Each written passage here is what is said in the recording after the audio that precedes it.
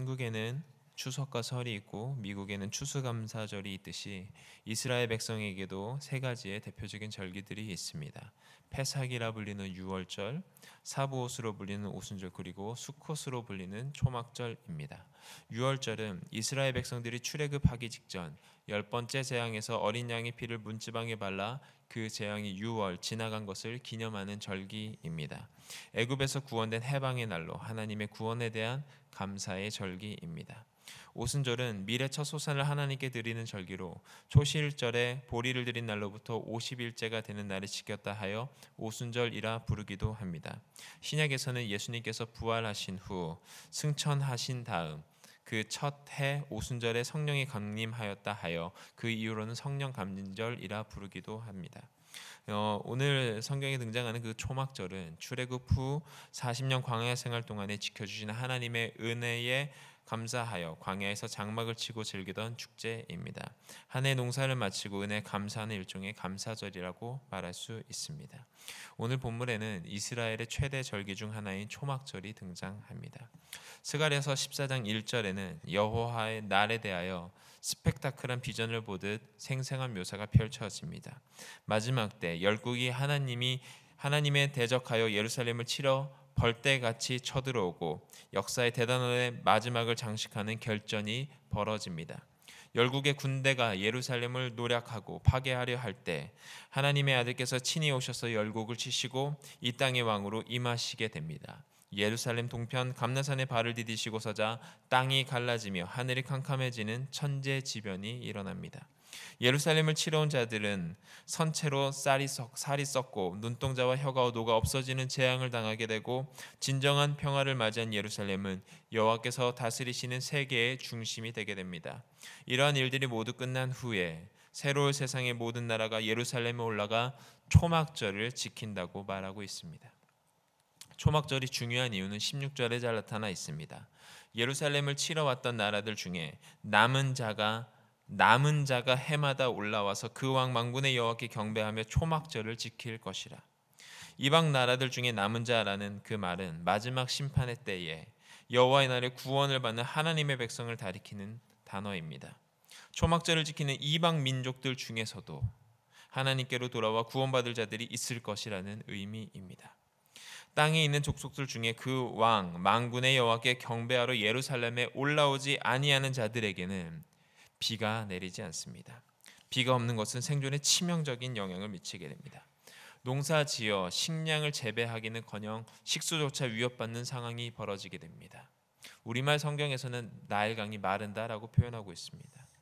여호와를 경배하러 예루살렘에 올라가지 아니하면, 초막절을 지키지 아니하면 생존의 극한으로 치닫게 됩니다. 초막절을 지키기 위해 예루살렘으로 올라가야 합니다. 온 우주의 중심이 예루살렘이기 때문입니다. 만약 애굽 사람이나 이방 나라 사람이나 초막절을 지키러 올라오지 아니하는 민족에게 받을 벌이 참으로 무섭습니다. 특별히 예루살렘을 정복하기 위해 쳐들어왔던 민족에게 내릴 재앙은 심히 상상을 초월합니다. 살이 썩고 눈동자가 눈구멍 속에서 썩으며 혀가 입 속에서 썩습니다. 이것을 재앙이라 표현하는데 마케파라는 히브리어 단어가 사용되었습니다. 역병과 같은 아주 전염성이 강한 질병을 가리킵니다. 썩는다라는 표현은 마카르라는 히브리어 단어가 사용되었는데 썩다, 곪다, 녹다, 용해되다라는 뜻으로 살이 곪아 썩어 무너져 내리는 끔찍한 모습을 표현할 때 사용합니다. 육체는 살아있지만 죽어있는 시체처럼 되어 있는 상태로 그 상황을 아주 심각하게 볼 수 있습니다. 사람뿐만 아니라 동물에게도 가축에게도 동일하게 일어나는 끔찍한 재앙. 이것은 결국 죽음을 뜻하고 영원한 하나님 나라와의 단절을 뜻합니다. 하나님과의 단절은 이방 민족들끼리 피차 손으로 서로 붙잡으며 피차 손으로 치게 됩니다. 여호와의 날에 여호와께서 그들을 크게 요란하게 하셔서 서로 손을 붙들고 자기들끼리 싸우는 형국을 만듭니다.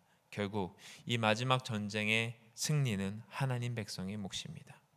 스가랴 14장에는 구원의 씨앗이 될 남은 자가 2절과 16절 두 번에 관해서 언급이 됩니다. 모두 같은 히브리어 단어 어근이 사용되었지만 다른 점이 하나가 있다면 2절에 사용된 단어는 하나님의 백성에게 인한 심판을 겪고 살아남은 유다 백성을 말하는 반면 16절은 이방의 남은 자를 가리키고 있다는 단어의 뜻입니다.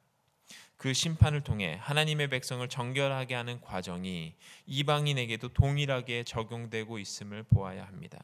이방 민족에게 임하는 심판도 그들을 향한 하나님의 사랑과 구원 계획 가운데 나타나는 정결의 과정인 셈입니다. 스가랴 2장 12절입니다. 그날에 많은 나라가 여호와께 속하여 내 백성이 될 것이요 나는 내 가운데에 머물리라. 내가 만군의 여호와께서 나를 내게 보내신 줄 알리라. 민족적인 개념의 선민 사상이 사라지고 하나님의 진정한 백성이 누구인가가 가려지게 됩니다. 이사야서에서도 똑같은 사상이 발견됩니다. 이사야서 처음에는 6장에서는 이렇게 말합니다. 그 중에 10분의 1이 아직 남아있을지라도 이것도 황폐하게 될 것이나 밤나무와 상수리나무가 배임을 당하여도 그 구루터기는 남아있는 것 같이 거룩한 씨가 이 땅에 구루터기니라 하시더라. 유다 백성 중에 살아남은 자들을 이야기합니다. 그러나 나중에 나오는 이 이사야서의 사상에서는 남은 자 사상이 발견됩니다. 49장 5절 6절입니다. 이제 여호와께서 말씀하시니 그는 태에서부터 나를 그의 종으로 지으신 이시요 야곱을 그에게로 돌아오게 하시는 이시니 이스라엘이 그에게로 모이는도다. 그러므로 내가 여호와 보시기에 영화롭게 되었으며 나의 하나님은 나의 힘이 되셨도다. 그가 이르시되 내가 나의 종이 되어 야곱의 지파들을 일으켜서 이스라엘 중에 보존되다를 돌아오게 할 것은 매우 쉬운 것이라. 내가 또 너를 이방의 빛으로 삼아 나의 구원을 베풀어서 땅끝까지 이르게 하리라. 스가랴 선지자를 통해서 이방 민족들도 초막절을 지키기 위해 예루살렘으로 올라가듯이 이사야에서도 이방인이 함께 하나님의 성회에 참여하는 비전을 보게 됩니다. 또 여호와와 연합하여 그를 섬기며 여호와의 이름을 사랑하며 그의 종이 되며 안식일을 지켜 더럽히지 아니하며 나의 언약을 굳게 지키는 이방인마다 내가 곧 그들을 나의 성산으로 인도하여 기도하는 내 집에서 그들을 기쁘게 할 것이며 그들의 번제와 희생을 나의 제단에서 기꺼이 받게 되리니 이는 내 집은 만민이 기도하는 집이라 일컬음을 받게 될 것입니다. 여러분, 이 일을 위해서 유다가 해야 될 일이 있었습니다. 싸워야 합니다. 14절에 이렇게 말합니다. 유다도 예루살렘을 위해서 싸웠다라고 말합니다. 승리는 그냥 얻어지는 것이 아닙니다. 우리가 마지막까지 고삐를 늦추지 않고 싸워야 할 이유입니다. 이 땅을 살아가는 동안 신앙의 끈을 붙잡고 하나님께서 부어주시는 기름의 끈을 유지해야 됩니다. 결코 쉬운 일은 아니지만 하나님의 도우심이 유다가 싸워 이기게 하실 뿐만 아니라 많은 전리품을 취하게 하신 것처럼 신앙으로 이겨내게 하실 것입니다. 마지막 여호와의 날이 되면 모든 것이 성결해집니다. 마지막까지 싸워 이겨내야 성결해집니다. 하나님 나라의 최종 모습은 성결 그 자체입니다. 말에 달려있는 그 말 방울에까지도 성결의 이름을 가진다 표현합니다. 제사를 드리는데 사용되는 특별한 그릇뿐만 아니라 성전 안의 모든 그릇이 하나님 앞에 쓰이기에 부족함이 없는 성물이 될 것입니다. 이 여호와께 성결이라는 이 말은 그 대제사장의 그 관 전면에 붙이는 순금패에 붙여서 이렇게 새겼던 글귀입니다. 하나님은 많은 백성들 중에서도 특별히 제사장을 거룩한 자로 여기셨는데 이제는 성물로 구별된 것만 거룩히 여기시지 않고 모든 것을 거룩하다 여기신다는 뜻입니다. 하나님이 뜻하신 성결함, 이것이 바로 하나님 나라의 모습입니다. 하나님께서 우리들에게 말씀하셨습니다. 내가 거룩하니 너희도 거룩할지어다. 하나님께 나아가기 위해서 성결함을 잃지 말아야 합니다. 하나님의 뜻을 거스르면 징계를 받지만 하나님의 뜻을 받들고 지키면 성결함을 얻게 됩니다. 여호와를 경배하며 유대인의 초막절의 의미를 되새겨 신앙생활을 이어나가야 합니다. 우리가 성결해질 때까지, 구원을 이룰 때까지, 그리고 이방의 빛이 될 때까지 계속되어야 합니다. 말씀 앞에 머물러 있으면서 제가 청년 시절에 많이 불렀던 찬양 한 곡이 생각이 났습니다. 그 찬양의 가사를 좀 읽어드리겠습니다. 여호와 이스라엘의 구원자 처음과 나중 되신 주, 그가 널 지명하여 부르사 주의 종 삼아 주셨네. 너를 그의 손바닥에 새기사 결코 잊지 않으시리라. 환난 중에 피난처가 되시며 항상 인도하시리. 너는 일어라 주의 빛을 발하라. 땅끝까지 주 선포하라. 그가 너로 이방의 빛을 삼아 구원을 베푸시리라.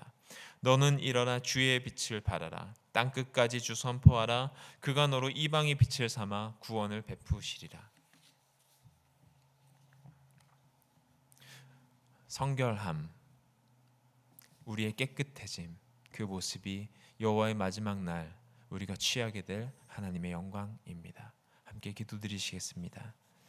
하나님, 모든 이방 민족들이 그리고 유대인들이 초막절을 지키러 예루살렘에 올라가야 되듯이 주님, 우리도 주님 앞에 머물러 있으면서 만민이 기도하는 집에서 주님의 얼굴을 구하오니 주님, 우리를 만나 주시고 우리 삶 속에 깊이 개입하여 주셔서 주님께서 허락하여 주시는 그 성결함을 이 땅 가운데 누리며 살아갈 수 있도록 인도하여 주시옵소서. 예수 그리스도의 이름으로 기도드립니다. 아멘.